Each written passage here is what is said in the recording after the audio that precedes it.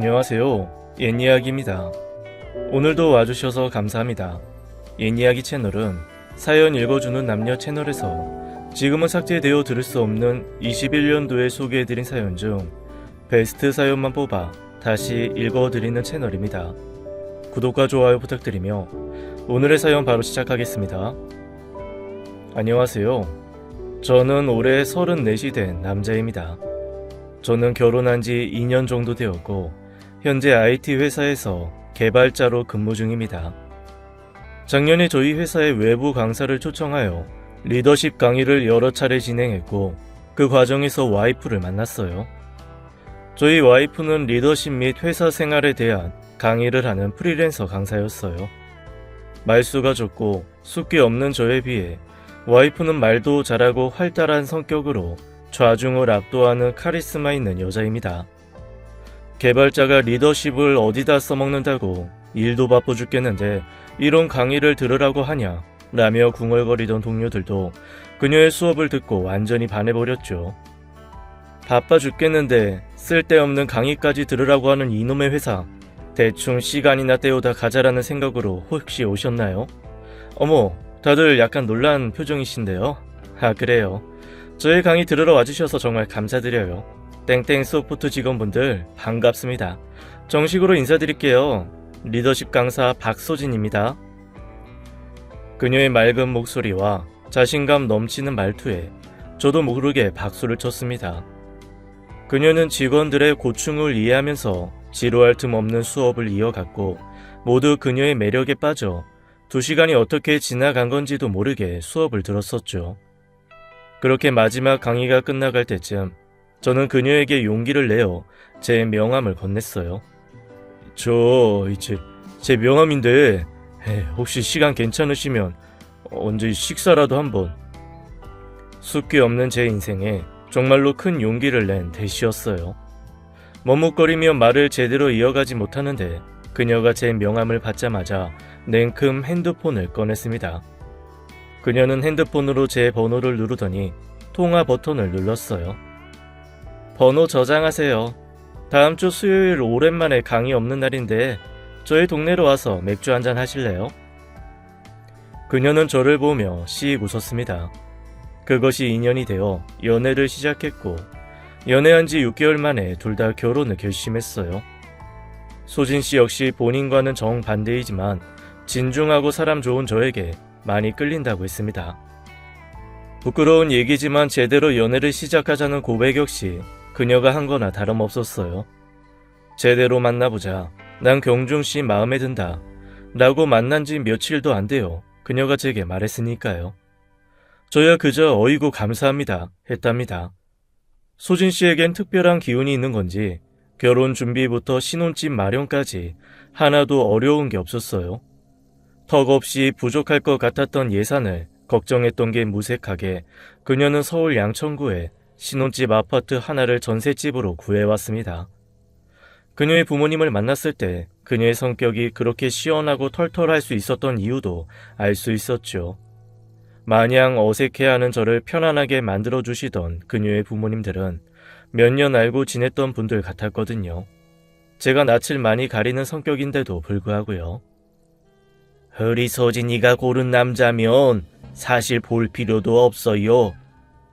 쟤는 어려서부터 혼자 다 잘해서 우리가 키웠다고 하기도 민망할 정도지. 딸에 대한 무한한 애정과 믿음이 느껴졌어요. 어쨌든 그렇게 상견례를 마치고 저희는 식을 올렸습니다. 그렇게 신혼생활을 1년 조금 넘게 즐기고 있던 찰나 저는 부모님에게 뜻밖의 소식을 들었어요. 미국에 이민을 가 있던 형이 한국으로 돌아온다는 것이었죠. 형은 저보다 8살 많았고 제가 초등학교 때 형이 미국에 있는 고등학교로 유학을 간 후 줄곧 미국에서 생활했었어요. 형제들끼리 저렇게 어색할 수 있나 싶을 정도로 저희는 가깝지 않았습니다. 나이 차가 많이 나기도 했지만 어린 시절을 함께 보낸 기억이 없어 더 어색했어요. 부모님에게도 가끔 연락하는 정도이고 회사를 차리고 운영하면서부터 형은 너무 바빠져 거의 한국에 들어오지 않았었거든요. 그러고 보니까 결혼식에도 안 오시지 않았어? 형이 돌아온다는 얘기를 하자 출근 준비를 하던 아내가 의아하다는 듯이 물었습니다. 그때는 많이 바쁠 때라서. 진짜 신기하네. 그래도 하나밖에 없는 동생 결혼식인데 어떻게 안 올 수가 있어. 사실 워낙 먼 사이라서. 현재끼리 먼 사이가 어딨어. 하긴 자주 연락도 안 했으면. 우리 형제 사이는 제 지인 모두에게서 미스테리였습니다. 어떻게 피 섞인 한 형제끼리 그럴 수가 있냐는 것이었죠. 내가 전에 우리 부모님 재혼했다고 얘기했었지? 사실 형은 아버지가 데려온 아들이고 난 엄마 아빠 사이에서 낳은 자식이라 그래서 좀 어색한 것도 있어. 그럴 수도 있겠네. 형 사춘기 시절에 자기가 생긴 거겠네. 그럼 뭔가 모르게 미울 수도 있지. 아내는 이해심도 넓고 공감 능력도 좋은 사람이었습니다. 대부분 이런 가정사를 얘기하면 그러면 형이 너 싫어했어? 아무리 그래도 그렇지 애한테 어떻게 그래? 라고 하는 게 일반적인 반응이었거든요. 어린 시절에 어색하게 지냈으면 나이 먹어서도 친하게 지내기 힘들다. 형도 그때는 고등학생밖에 안 되는 어린애였으니까 마냥 동생이라고 좋아할 수만은 없었겠다 등등 아내는 상대방의 입장이 되어 생각하고 얘기해 주었습니다. 하여튼 형이 온다 해도 자주 볼 일은 없다는 것이 저의 결론이었어요. 그 후로 며칠 뒤 형이 귀국했고 부모님과 저희 부부는 저녁 약속 자리에서 형을 만났습니다. 얼마 만이냐 우리 아들. 거의 5년 만이네. 명절 때도 바빠서 못 왔으니. 5년 만에 한국에 온 형은 전보다 더 헐친해졌습니다. 인물 좋다는 게 이런 사람을 두고 하는 거라는 걸 새삼 느꼈어요. 형은 연예인 안 한 게 아쉽다는 소리를 들을 정도로 헐친하기에 외모를 자랑했어요. 미국에서도 인기가 아주 많았다고 들었습니다. 그도 그럴 것이 잘생긴 외모에 사업을 하는 사람답게 말도 능숙하게 잘했고 배려가 몸에 익은 사람이었어요. 결혼식 때도 못 와봐서 죄송해요. 그때가 제일 바쁠 때라 축하 인사도 늦었네요. 늦었지만 결혼 축하드려요. 아니에요. 바쁘셨을 텐데요. 저도 미리 연락드렸어야 했는데 그러질 못했네요. 아내는 금세 형과 이야기를 텄습니다. 형이 미국에서 하는 사업에 대한 이야기나 외국 생활 얘기에 아내의 눈이 초롱초롱 빛났습니다. 40 넘은 형은 노총각인데 경준이는 벌써 이렇게 든든한 분이 곁에 있네요. 경준이가 부럽네요. 경준이가 잘해주죠? 아내는 제가 아주 잘해준다고 하며 해맑게 웃었어요. 역시 우리 아내는 누구와도 잘 어울리는 멋진 여자라는 생각이 또 한 번 들었죠. 아내는 집에 와서 형님은 연예인 해도 되겠다 라며 누구나 한 번씩 하는 얘기를 시작했어요. 42살이라고? 와, 말도 안 돼. 나 진짜 정우성 들어온 줄 알았어. 그치? 역시 잘생긴 사람들은 나이 먹어도 잘생겼더라. 근데 왜 솔로지? 나 주변에 소개팅 해줄 사람 찾아볼까? 아니다. 여자들은 줄을 설 것 같은데 아마 형님이 눈이 좀 높나봐. 전 아마 그 이후로 형과 더 이상의 만남은 없을 거라 생각했어요. 사람 인생이 어떻게 흘러갈지 모른다는 게 정말 맞는 말이지 저의 예상은 완전히 빗나갔죠. 일주일 뒤 아내는 형의 소개로 외국계 기업에도 강의를 나가게 되었다고 기뻐했습니다. 페이가 거의 2배야. 그리고 사실 이런 기업들은 인맥 없으면 뚫기 쉽지 않거든. 아주버님 덕 좀 봤어. 준비 열심히 해가서 소개해준 아주버님 민망하지 않게 해야 돼. 형의 소개를 시작으로 아내는 점점 일을 늘려갔습니다. 저는 형의 도움도 있었지만 워낙 차곡차곡 커리어를 쌓고 준비했던 아내의 개인 노력도 큰 비중을 차지한다고 생각했어요. 그러던 어느 날 일을 마치고 저녁을 먹고 들어온 와이프는 술도 한잔 했는지 살짝 취해 있었어요. 나 아주버님이랑 저녁 먹고 왔어. 그랬어? 술도 마셨으면 얘기하지. 데리러 갔을 텐데. 아니야, 택시 타고 왔어. 아주버님이 당신 생각 많이 하더라. 이 형이? 어, 다른 형제들은 같이 붙어가면서 싸우고 화해하고 의지하고 그런다는데 자기는 외국에 나가 있느라 자기한테 못 해준 게 많대. 해줄 수 있는 게 많아졌는데 이미 당신이 다 커버려서 혼자서 너무 잘 해내고 있더래. 그래서 염치 없지만 지금이라도 나랑 자기 사는데 할 수 있는 건 다 도와주고 싶대. 너무 기특하고 예쁘더래. 우리 사는 게. 형은 생전 저한테도 한 적 없는 그런 소리를 아내한테 했더라고요. 아마 남자끼리라 죽어도 그런 간지러운 소리는 저도 못했을 겁니다. 티는 못 냈지만 사실 형의 말을 전해 듣고 아내보다 제가 더 감동을 받았어요. 너무나 잘나고 대단한 사람이라고 느꼈던 우리 형이 나를 그렇게 애틋하게 생각하고 있을 줄은 몰랐거든요. 특히나 엄마가 달랐던 형제라서 저도 함부로 다가가기 어려웠던 부분이 많았어요. 근데 좀 거리를 둬야 할 것 같긴 해. 왜? 기분 나빠하지 말고 들어줘. 아주버님이 뭐랄까 좀 뭐라고 말해야 하지? 동생 와이프한테 하는 것 치곤 너무 다정다감하게? 무슨 연인 사이처럼 굴어 자끔. 형이? 좀 과하다고 느낄 때가 있어서 아무래도 좀 거리를 두고 지내야 하지 않을까 싶어. 혹시 당신이 오해할까봐 미리 말하는 거야. 저는 피식 웃었습니다. 고등학교 때 미국 가서 평생을 미국에서 산 사람이야. 배려나 매너가 몸에 익은 사람이어서 그런 거야. 나 같은 진성 한국 남자들은 다르다니까. 형은 그냥 미국인이라고 봐도 돼. 저의 말에 아내는 알았다고 본인이 오해가 좀 있었던 것 같다며 미안하다고 했습니다. 저도 별로 기분 나쁘다기보다는 그만큼 아내에게 신경을 많이 쓰고 있다는 생각이 들었어요.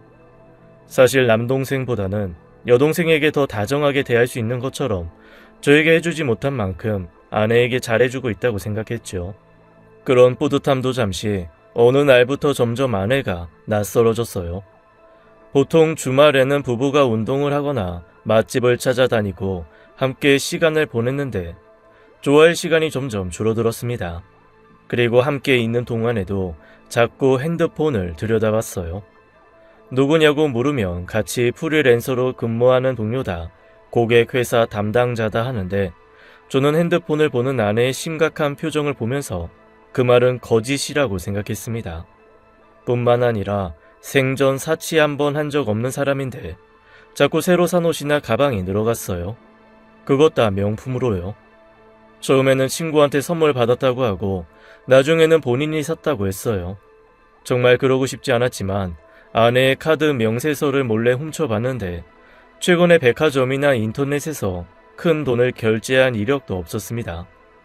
분명 누군가에게 선물 받은 것 같았어요. 결론부터 말하면 저는 어느 순간부터 점점 아내의 외도를 의심하게 됐습니다. 화려해지는 거치장뿐 아니라 저와의 대화가 뚝뚝 끊기는 경우도 많았고 하나부터 10까지 일하며 있었던 일을 세세하게 말해주던 아내의 말수도 줄었기 때문이죠. 그럴 사람이 아니라고 생각했지만 점점 저의 의심은 확신으로 바뀌어가고 있었어요. 자괴감과 열등감이 제 자신을 갉아먹었습니다. 애당초 나와 어울리지 않는 사람이었던 것 같아 스스로가 점점 작아지고 지쳐갔지요. 마음속에선 아내를 추궁하고 싶은 마음과 아니길 바라는 마음이 공존했어요. 아내에게 대놓고 묻지도 못했던 이유는 너무나 솔직한 사람이라 제가 물어보면 진실을 말해버릴까 두려웠었어요. 그래, 나 사실 바람펴. 당신보다 그 사람이 좋아. 이제 당신 떠나서 그 사람이랑 살고 싶어. 라고 눈 한 번 깜빡 안 하고 말할 것 같은 두려움이 컸어요. 그러던 중 일이 바빠져 저도 고객 회사로 출근을 하는 일이 생겼습니다.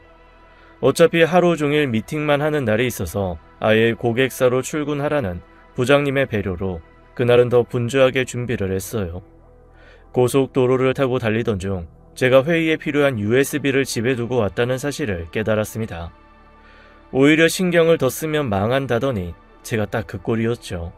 결국 돌고 돌아 다시 집으로 향했고 황급히 차에서 내리는데 어디서 많이 보던 차가 집 앞에 주차되어 있었습니다. 바로 형의 차였죠. 아내는 오늘 강희가 많이 늦게 들어온다고 했습니다. 그 말이 무색하게 그 옆에 아내의 차도 세워져 있었어요. 지금 이 집에, 제가 없는 저의 신혼집에 형과 아내가 단둘이 있다는 말이었습니다. 세상이 무너지는 것 같았어요. 아내가 바람을 피우는 상대가 다른 사람도 아닌 나의 친형이라니. 형을 처음 만나고 저렇게 멋진 형을 두고 어떻게 자랑을 안 할 수 있냐고 농담처럼 말하던 아내가 떠올랐습니다. 그렇죠. 저보다 형이 아내에게 더 어울리는 사람이 맞았어요. 망연자실한 마음으로 차에 다시 올라타는데 등 뒤에서 아내의 목소리가 들렸어요. 여보! 저도 모르는 사이에 눈물을 뚝뚝 흘리고 있었고 아내는 화들짝 놀라 제게 달려왔습니다. 경준씨, 울어? 나 오래전부터 느끼고 있었어. 당신이 나 말고 다른 사람 만나고 있다는 거. 저는 결국은 끝내야 할 순간이 왔다고 생각했어요. 이렇게는 못 살겠다고 생각했습니다. 아내가 다른 남자를 만나고 있다는 사실을 뻔히 알면서도 그 사람을 놓치기 싫어 붙잡고 사는 인생이라니. 차라리 버림받고 혼자 사는 것이 낫지. 이건 너무 비참했어요. 무슨 소리야 그게. 그게 우리 형이라니. 당신 바람 상대가 우리 형이라니. 나는 어떻게 살라고 하필 우리 형을 만났어. 다른 사람도 많잖아. 당신같은 사람이 만날 수 있는 남자 충분히 차고 넘치는데 왜 하필 우리 형을 골랐어. 당신이 나를 조금이라도 생각했다면 그럴 수는 없지. 저는 그동안 가슴에 목처럼 박혀있던 말들을 내뱉으며 서럽게 울었습니다. 아내는 일단 진정하고 차에 타자고 말했어요. 형 차가 여기 뻔히 있는데 내가 더 이상 당신 말을 믿을 것 같아? 당신이 무슨 생각하는지 알아. 그러니까 더더욱 차에 타라는 소리야. 내가 다 해명할게. 당신이 생각하는 거, 오해라는 거 다 해명할 테니까 일단 차에 타고 어머님, 아버님한테 가자. 뭐라고? 우리 부모님한테 가자고 지금? 가서 같이 오해 풀고 당신도 들어야 할 게 있어. 아내의 담호함에 저는 눈물이 쏙 들어갔습니다. 바람 피우는 현장을 걸렸는데 이렇게 당당할 수가 있나? 일단 저도 아내의 말대로 차에 탔습니다. 형이 나오기 전에 얼른 출발해야 한다는 소리에 저도 덩달아 마음이 급해졌죠. 자초지종을 다 설명해 줄 테니 제발 당신이 선택한 나라는 여자를 믿어달라는 아내의 말에 저도 일단은 상황을 더 파악하기로 마음먹었습니다. 아내는 그 와중에도 당신 오늘 급한 일 있다고 하지 않았냐며 회사에 전화하라는 말을 덧붙였어요. 와이프가 차 사고가 나서 병원에 입원했다고 거짓말을 하라고, 그래야 고객사도 이해해주지 않겠냐고 말했어요. 철두철미하고 똑 부러지는 아내라는 사람은 이 상황에서도 저의 회사를 걱정해주고 있다는 사실에 놀라우면서도 한편으로는 대단했습니다. 그렇게 저희는 부모님 집에 도착했고 아내는 앞장서 걸었어요. 저희가 들이닥치자 집 앞 공원으로 산책을 가려던 부모님은 이게 무슨 일이냐며 놀라하셨죠. 아내는 차분하게 부모님을 앉히고 말을 이어갔어요. 제가 따로 전화드려서 어머님 아버님도 알고 계셨겠지만 제가 아주버님 도움으로 요 근래 일이 많이 늘었어요. 인맥 총동원해서 저를 도와주신 덕분이었죠. 그 부분 저도 정말 감사하게 생각했고 아주버님도 그동안 동생에게 못해준 게 많아 못난 형이라 아쉬운 대로 저에게 이거저거 해주고 싶다고 말하셨어요. 여기까지는 저도 이상할 게 없다고 생각했어요. 그런데 하늘의 맹세코 재혼 가정이나 낳아준 엄마가 다르다는 경준씨 가정사에 대해 이상하다거나 흠이라고 생각해 본 적도 없고요. 아내는 무서울이 많지 차분했습니다. 그런데 그 이후로 이상했어요.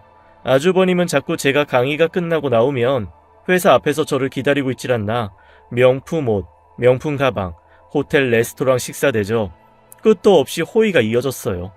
이건 동생 와이프에게 해주는 선의치고는 좀 과하다는 생각이 들었어요. 그래도 좋은 분위기 망치고 싶지 않아 아주버님이 원하는 대로 다 맞춰드렸어요. 저도 받은 게 있고 염치가 있는 사람이라 밥 먹자고 하면 나가서 밥 먹고 차 마시자고 하면 나가서 차 마셨어요. 어디까지나 저나 남편 되는 사람의 형이니까요. 이제 가족이나 다름없는 사이니까 막연하게 지내고 싶어서 그렇다고 생각했는데 아니었어요. 자꾸 따로 연락이 오고 보고 싶다느니 외롭다느니 소진 씨처럼 나랑 말 잘 통하는 여자는 없다느니 이게 동생 와이프한테 할 소리는 아니잖아요. 아내의 말에 부모님이 주저앉으셨습니다. 저 역시도 할 말을 잃었고요. 소개팅도 시켜드리려고 해봤고 그런 말씀하는 거에 대해 불쾌하다고도 여러 번 말했어요. 그런데 증거가 없이 제가 이런 소리 하면 미친 사람으로 볼 것 같아 제가 오늘 일부러 자리를 만들고 녹음했어요. 어머님, 아버님, 그리고 경준 씨 앞에서 제가 이 녹음 파일을 틀지 말지 고민 많이 했는데 그래도 현실을 아셔야 한다는 생각해서 저도 실내 무릅쓰고 오늘 있었던 일들 녹음했어요. 아내는 핸드폰에 녹음된 파일을 틀었고 그 안의 내용은 입에 담기 힘들 정도로 가관이었죠. 아내는 일부러 집으로 형을 초대했고 노골적인 그의 치근덕거림을 보여주기 위해 이번에는 단호하게 거절하지 않았다고 덧붙였어요. 형은 정말로 제 아내에게, 소진 씨에게 연인들이 할 법한 유혹을 하고 있었습니다. 오늘도 예쁘다느니 요리도 잘한다느니 당신같이 똑똑한 사람이 왜 내 동생 같은 놈이랑 사는지 모르겠다고 했어요. 경준이랑 헤어지고 나한테 와요. 미국에서 대학원 가고 싶다고 하지 않았어요? 내가 다 지원해줄 수 있으니까 나한테 와요. 그 말을 끝으로 어머니는 그만 끄라고 소리를 지르셨습니다. 아버지도 얼굴이 시빨개져서 당장에 형에게 전화를 걸었고요. 당신한테 그동안 말 못해서 미안해. 나도 고민이 많았어. 형제 사이 갈라놓은 것 같다는 죄책감도 들었고 당신 가정 혼비박산 만드는 것 같아서 내 선에서 해결하려고 많이 노력했어. 그런데 결국은 이렇게 하는 수밖에 없다고 생각했어. 그동안 상처 줘서 미안해. 아내는 눈물을 보였고 점잖던 아버지는 결국 전화기에 대고 이 새끼 저 새끼 하며 당장 집으로 튀어오라고 소리를 지르셨어요. 그리고 몇 시간 뒤 형이 부모님 집으로 돌아왔고 이 상황을 대충 다 눈치챈 것 같았습니다. 가슴에서 뜨거운 배신감과 분노가 치밀어 올랐어요. 하지만 적어도 내가 선택한 아내가 나를 배신하지 않았다는 것, 그리고 내 옆에서 내 편이 되어주고 있다는 안도감에 그 모든 분노를 참아보기로 결정했습니다. 그리고 무엇보다 그 누구보다 속상할 부모님 앞에서 형의 멱살을 잡고 쌈박질을 하고 싶진 않았으니까요. 며느리한테 다 얘기 들었다. 네가 사람이냐? 이 정신이 제대로 박혀있는 놈이면 어떻게 그래? 네 동생의 아내 되는 애한테 얘는 무슨 죄를 지어서 너 같은 놈한테 그 치욕을 겪어야 되냐? 이런 침승만도 못한 녀석아. 아버지는 역정을 내셨어요. 몸이 약한 어머니는 이미 충격을 받아 아무 말도 못하고 있으셨죠. 방으로 모시라는 아버지의 말에 어머니도 고개를 저으셨습니다. 너는 나를 어떻게 느꼈는지 모르겠지만 난 적어도 너를 친아들로 생각했다. 내 배 아파 낳은 경준이보다 너한테 더 잘했어. 경준이한테 미안하지만 언제나 너를 더 신경 쓰고 더 잘해주고 더 보살폈다. 혹시라도 자기 배 아파 낳은 친아들만 감싸돈다고 네가 상처받고 오해할까봐 난 너한테 정말 시어머니보다 너한테 더 잘했어. 이거사. 근데 네가 어떻게 이럴 수 있냐? 응? 없는 살림에 가게 보증금 빼서 유학도 보내고 공부하고 싶다고 해서 집 팔아가면서 그 비싼 대학 학비 보태가며 학교도 보내줬어. 그 돈 난 안 아깝다 경수야. 100번 1000번 돌아가도 내 자식이라고 생각하고 너 키웠을 거고 너한테 부끄럼 없이 엄마 노릇했어. 근데 네가 어떻게 널 그렇게 키워준 부모랑 네 동생한테 그럴 수가 있냐? 어머니는 거의 반쯤 오열하며 이야기를 하셨어요. 어머니가 그렇게 마음 졸이며 자식 둘을 키웠을 생각을 하니 눈물이 앞을 가렸습니다. 저도 사실 그런 부분을 느끼지 못했던 건 아닙니다. 저보다 형을 더 예뻐한다는 생각 안 해본 건 아니었어요. 하지만 어머니의 깊은 뜻이 있을 거라 생각했고 형이 유학 간 사이엔 그만큼이나 저에게도 잘해주셨어요. 저도 어디에 내놓아도 사랑받고 자란 자식이라는 것에 당당했습니다. 죄송합니다. 형도 눈물을 보였습니다. 죄송해요. 제가 너무 못난 짓을 했습니다. 저는 외국으로 내쫓고 두 분이서 낳은 자식만 예뻐하며 키우신다고 생각했어요. 가족 같은 거 없다고 생각하고 외국에서 살았습니다. 그런데 오랜만에 한국에 들어오니 경준이가 너무 행복해 보여 화가 나고 질투가 났습니다. 제가 경준이보다 금전적으로 가진 것도 많고 사회적으로 성공했지만 저는 부모 사랑 못 받고 자랐다고 생각했어요. 부모 사랑 다 뺏어간 경준이가 좋은 여자 만나 너무 행복하게 사는 꼴을 보니까 억울해서 참을 수가 없었습니다. 네가 나한테서 부모 사랑 뺏어간 것처럼 저도 아내에게 받는 사랑 뺏어서 제가 겪은 상실감이 뭔지 느끼게 해주고 싶었어요. 용서해주세요, 아버지. 제가 다 잘못했습니다. 형의 말에 저도 참담했습니다. 제가 부모님의 사랑을 뺏었다니 참 세상이 그렇더라고요. 사람 속은 모른다더니 저렇게 완벽한 인생을 살고 있는 형이 그런 생각을 하고 있는지는 몰랐었습니다. 저는 오히려 반대로 부모님이 저보다 형을 애틋하게 생각한다고 한평생을 믿고 산 놈이었거든요. 너한테 더 엄했던 건 사실이다. 네가 엇나갈까봐 걱정되기도 했고 너를 너무 아끼는 집사람한테 미안해서 그런 것도 사실이야. 나도 내 인생에 애비 노릇이 처음이었지 않냐. 그리고 너희 엄마와 첫 번째 결혼을 실패했던 것에 대한 미안함도 너한테 있었다. 하지만 아무리 그래도 그렇지 결혼까지 한 경준이 아내에게 이게 어디 상식적으로 말이나 되는 행동이냐. 이건 용납할 수 없는 짓이다. 넌 앞으로 내 자식 아니야. 그런 줄 알아. 미국이든 어디든 돌아가서 다시는 연락도 하지 말고 부모 찾아오지도 마라. 네 애비는 오늘부로 죽은 사람이야. 당신도 얘 연락받지 마요. 다시 한번 말하지만 우리가 널 버린 게 아니다. 네 놈이 부모 형제를 버린 거야. 네 가족은 온통 죽었다 생각하고 살아라. 아버지의 단호함에 형은 무릎을 꿇고 계속해서 죄송하다고 눈물을 보였습니다. 그럼에도 아버지는 단호했습니다. 나가라고 이놈아! 호통을 치셨고 결국 형은 힘들게 일어나 멈추지 않는 눈물을 억지로 훔쳐가며 집을 나섰어요. 도대체 이 짧은 순간에 벌어진 이 현실을 어떻게 받아들여야 할지 너무 막막했습니다. 어머님, 방으로 모실게요. 들어가서 일단 좀 누우시겠어요? 제가 물 떠가지고 들어갈게요. 아내는 어머니를 부축해 방으로 들어갔고 한참 동안 저희 부자는 말이 없었습니다. 경준아. 네, 아버지. 형은 없다고 생각하고 살아라. 더 이상 난 저런 놈 내 자식이라고 생각하고 싶지도 않으니까. 하지만 아버지, 나이가 40이 넘었어. 부모 없이도 혼자 잘 살 수 있는 놈이다. 그리고 누구보다 지금 이 상황에 피해를 본 건 네 처야. 소진이한테 잘해야 된다. 집안 꼬라지 이 모양으로 만든 건 내 잘못이 가장 크다. 며느리한테는 내가 따로 사과하마. 네 엄마 쓰러질까봐 걱정이지만 그래도 난 이제 인연 끈을 난다. 나도 자식 새끼 하나 죽었다고 생각하고 살 거야. 아버지의 목소리가 가늘게 떨렸습니다. 얼마나 속상하고 황망하실지 가늠도 가지 않았어요. 다 큰 자식이 이런 짓을 벌이고 있었다니 현실이 얼마나 힘드셨겠나요. 그 후로 저와 아내는 집으로 돌아왔고 그동안 못했던 많은 이야기를 나누며 서로 위로하고 다독였습니다.